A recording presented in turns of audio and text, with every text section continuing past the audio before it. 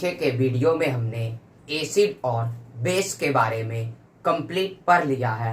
तो आज के वीडियो में हमें पढ़ना है साल्ट के बारे में कि साल्ट क्या होते हैं और उनके कुछ टाइप्स पढ़ेंगे कि साल्ट को कितने टाइप्स में बांटा गया है। तो सबसे पहले हम जानते हैं कि साल्ट होते क्या हैं। तो जब एसिड को हम बेस के साथ रिएक्शन करवाते हैं, यानी कि एसिड प्लस का बेस, तो एसिड को बेस के साथ रिएक्शन करवाने पे साल्ट बनते हैं और साथ ही साथ वाटर बनते हैं, यानी कि अम्ल और भस्म को अभिक्रिया कराने पे लवण तथा जल बनते हैं, जिसे उदासीनीकरण अभिक्रिया कहते हैं। यानी कि when acid is reacted with base, then salt and water formed. It is called neutralization reaction. इसे ही हम क्या कहते हैं? न्यूट्रलाइजेशन रिएक्शन, यानी कि उदासीनीकरण अभिक्रिया। तो हम एक दो एग्जाम्पल द्वारा देखते हैं इसको, जैसे कि HCl। HCl एक एसिड है, तो HCl एसिड हो गया। NaOH एक बेस है, तो हमें पता है कि अगर किसी में H प्लस होता है तो वो एसिड होता है, OH माइनस होता है तो बेस होता है। तो अब हम देखते हैं इसमें, तो इधर बनता है NaCl प्लस का H2O। तो NaCl किसका एग्जाम्पल हो गया? तो साल्ट का। इसी तरीके से हम दूसरा देखते हैं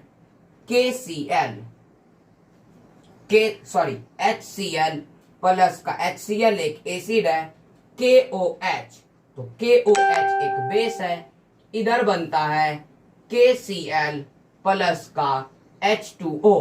तो KCl क्या है? तो एक साल्ट है। इसी तरीके से हम देखते हैं H2SO4। तो H2SO4 एक एसिड है, इधर हम लिखते हैं NaOH। तो SO4 और Na से रिलेटेड फॉर्मूला होता है Na2SO4। तो Na2SO4, तो Na2 लगाया गया है, तो इधर हमें 2 लगाना पड़ेगा। तो अब क्या क्या बच गया? तो H बच गया, 2 यहाँ 2 यहाँ, यानी H 4 बचा हुआ है और O 2 बचा हुआ है, तो प्लस का 2H2O। तो ये भी क्या बन गया? तो साल्ट बन गया। इसी तरीके से हम देखते हैं H2SO4 प्लस का KOH। तो K और SO4 से रिलेटेड फॉर्मूला है K2SO4। तो हम यहाँ पे 2 लगा देते हैं। बाकी क्या बचा? H2 यहाँ बचा हुआ है, 2 यहाँ, तो H4 बचा हुआ है और O2 बचा हुआ है, तो प्लस का 2H2O। तो यहाँ पे K2SO4 भी क्या है? तो साल्ट है। तो NaCl को पढ़ते हैं सोडियम क्लोराइड, KCl को पोटेशियम क्लोराइड, Na2SO4 को सोडियम सल्फेट, K2SO4 को पोटेशियम सल्फेट। इसी तरीके से पढ़ते हैं हम। तो साल्ट क्या होंगे? तो एसिड और बेस में रिएक्शन होने पे साल्ट और वाटर बनते हैं। अब हम बात करते हैं कि साल्ट में कितने रेडिकल्स होते हैं। तो रेडिकल्स ऑफ साल्ट्स के बारे में अब हम जानते हैं।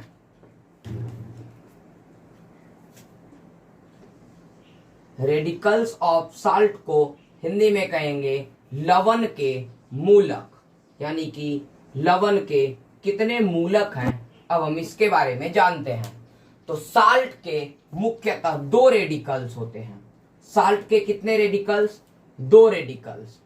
पहला एसिडिक रेडिकल्स, एसिडिक रेडिकल्स जिसको कि हिंदी में कहेंगे अम्लीय मूलक, और दूसरा बेसिक रेडिकल्स जिसको कि हिंदी में कहते हैं भस्मीय मूलक।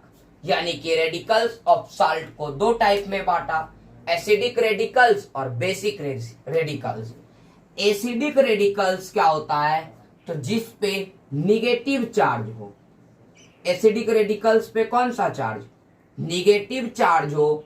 ऐसा साल्ट का ऐसा रेडिकल जिसपे निगेटिव चार्ज हो तो वो एसिडिक रेडिकल्स है।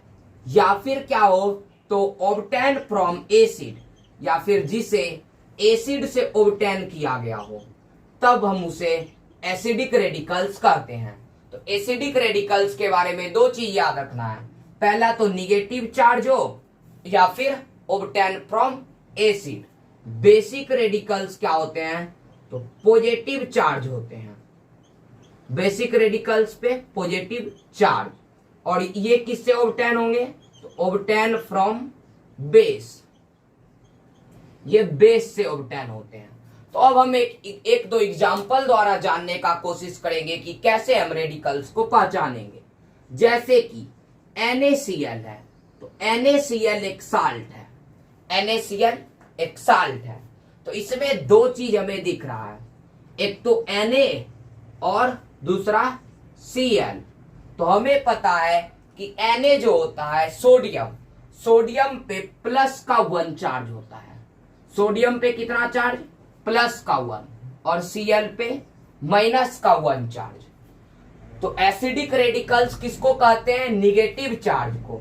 तो यहाँ पे Cl क्या है एसिडिक रेडिकल्स, अब बेसिक रेडिकल्स पॉजिटिव चार्ज को, तो बेसिक रेडिकल्स है Na। इसी तरीके से हम देखते हैं Na2SO4 को।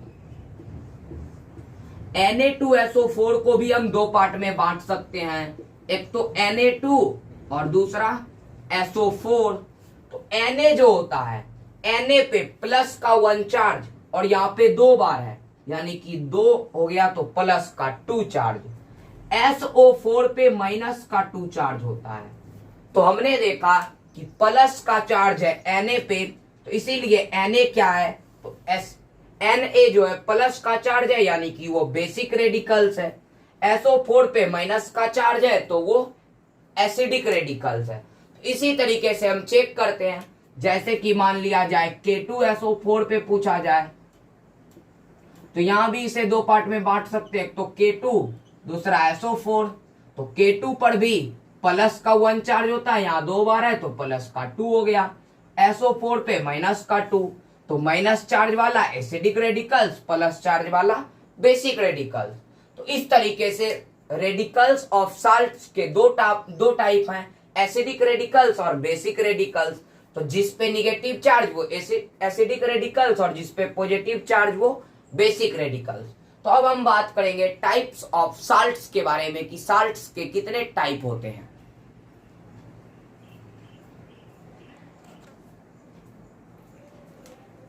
अब हम जानते हैं टाइप्स ऑफ साल्ट के बारे में, यानी कि लवण के प्रकार। साल्ट को कितने टाइप में बांटते हैं तो साल्ट को 3 टाइप में बांटा गया है। पहला नॉर्मल साल्ट, पहला कौन सा है नॉर्मल साल्ट। दूसरा है एसिडिक साल्ट, दूसरा एसिडिक साल्ट, और तीसरा बेसिक साल्ट, तीसरा बेसिक साल्ट। तो साल्ट के 3 type, normal salt, basic salt and acidic salt. तो अब हम जानते हैं कि नॉर्मल साल्ट क्या होते हैं, एसिडिक साल्ट क्या होते हैं और बेसिक साल्ट क्या होते हैं। तो नॉर्मल साल्ट जो होते हैं उसमें ना तो H+ आयन प्रेजेंट होते हैं और ना ही OH- आयन प्रेजेंट होते हैं। तो नॉर्मल साल्ट के बारे में हमें क्या याद रखना है, तो ऐसा साल्ट जिसमें ना तो H+ प्रेजेंट हो और ना ही OH- प्रेजेंट हो, तब हम उसको क्या कहते हैं नॉर्मल साल्ट। नॉर्मल साल्ट का एग्जाम्पल में हम क्या याद रखेंगे तो NaCl। नॉर्मल साल्ट का एग्जाम्पल में हमें याद रखना है NaCl, यानी कि NaCl किस टाइप का साल्ट है तो नॉर्मल साल्ट है। वहीं KCl भी कैसा साल्ट है नॉर्मल साल्ट। तो नॉर्मल साल्ट में हमें मुख्य रूप से ये याद रखना है कि जिसमें H+ ना हो, H+ को हम हाइड्रोजन आयन बोलते हैं, यानी जिसमें हाइड्रोजन आयन नहीं हो, और OH- को हम पढ़ते हैं हाइड्रोक्साइड आयन। तो जिस साल्ट में ना तो H प्लस आयन प्रेजेंट हो और ना ही OH माइनस आयन प्रेजेंट हो, तब हम उस साल्ट को नॉर्मल साल्ट कहेंगे। एग्जाम्पल में हमें याद रखना है NaCl, NaCl mean sodium chloride, उसके अलावा KCl, KCl यानी कि पोटेशियम क्लोराइड, ये भी क्या है तो नॉर्मल साल्ट है। तो इस तरीके से ये सब नॉर्मल साल्ट के एग्जाम्पल हैं जिसमें ना तो H प्लस होता हो और ना ही OH माइनस। इसके बाद हम बात करते हैं कि एसिडिक साल्ट क्या होते हैं। अब बनता है तो जब कोई मेटल एसिड में प्रेजेंट H प्लस आयन को डिस्प्लेस कर दे। जब कोई मेटल एसिड में प्रेजेंट H प्लस आयन को डिस्प्लेस कर दे तो उसके कारण जो साल्ट बनता है उसे हम एसिडिक साल्ट कहते हैं। जैसे कि HCl और NaOH में हम देखते हैं तो HCl एक एसिड है और ये एक बेस है। तो जब NaOH जो है HCl से रिएक्शन करवाते हैं तो HCl नहीं H2SO4 लेते हैं हम, तो H2SO4, तो जब NaOH और H2SO4 में रिएक्शन करवाते हैं तो इधर बनता है NaHSO4। क्या बना उधर तो NaHSO4 प्लस का H2O। तो NaHSO4 किस टाइप का साल्ट होगा तो एसिडिक साल्ट। उसके बाद है कि बेसिक साल्ट क्या होते हैं। तो बेसिक साल्ट के बारे में हमें याद रखना है कि जब कोई भी एसिड किसी बेस को सिंपली न्यूट्रलाइज कर दे तो उसके कारण जो साल्ट बनते हैं वो बेसिक साल्ट होते हैं। इसका एग्जाम्पल में हमें याद रखना है MgOH होल Cl। तो अब हम बात करेंगे पीएच वैल्यू ऑफ साल्ट की। साल्ट के पीएच वैल्यू किस टाइप से हमें पता चलते हैं कि साल्ट का पीएच वैल्यू क्या होगा। तो पीएच ऑफ साल्ट यानी कि लवण के पीएच मान। तो अभी हमें यहां 3 कंडीशन हमें देखना है कि साल्ट हमें पता चल गया कि एसिड और बेस से मिलके बनेगा। पीछे हमने पढ़ा है कि एसिड को स्ट्रॉन्ग एसिड वीक एसिड में बांटते हैं, उसी तरीके से बेस को स्ट्रॉन्ग बेस और वीक बेस में बांटते हैं। तो जब स्ट्रॉन्ग एसिड और स्ट्रॉन्ग एसिड और स्ट्रॉन्ग बेस से मिलके जब साल्ट बनता है तो उसका पीएच वैल्यू होता है 7। उसका पीएच वैल्यू कितना होगा तो 7।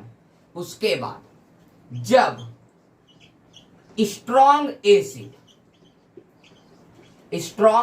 एसिड और वीक बेस, स्ट्रॉन्ग एसिड और वीक बेस से मिलके जब बनेगा कोई साल्ट तो उसका पीएच वैल्यू होता है लेस देन 7। उसका पीएच वैल्यू कितना होगा लेस देन 7 यानी कि 7 से कम होगा। इसके बाद हम तीसरा कंडीशन जानते हैं जब वीक एसिड प्लस का स्ट्रॉन्ग बेस, वीक एसिड और स्ट्रॉन्ग बेस से मिलके कोई साल्ट बने तब उसका पीएच वैल्यू होता है मोर देन 7 यानी कि 7 से अधिक। तो हमें यहां 3 कंडीशन याद रखने हैं पीएच ऑफ साल्ट के बारे में। स्ट्रॉन्ग एसिड स्ट्रॉन्ग बेस मिलके अगर साल्ट बने तो उसका पीएच वैल्यू होगा 7। स्ट्रॉन्ग एसिड वीक बेस मिलके साल्ट बने तो पीएच वैल्यू होगा less than 7। Weak acid strong base मिलके साल्ट बने तो पीएच वैल्यू होगा मोर देन 7। तो हमने आज साल्ट के बारे में पढ़ लिया। तो उम्मीद करते हैं कि साल्ट के बारे में अब अच्छे से समझ में आ गया होगा। तो वीडियो को ज्यादा से ज्यादा शेयर कीजिए, लाइक कीजिए और हमारे चैनल को सब्सक्राइब कीजिए। नोट्स पाने के लिए हमारे टेलीग्राम चैनल को ज्वाइन कीजिए।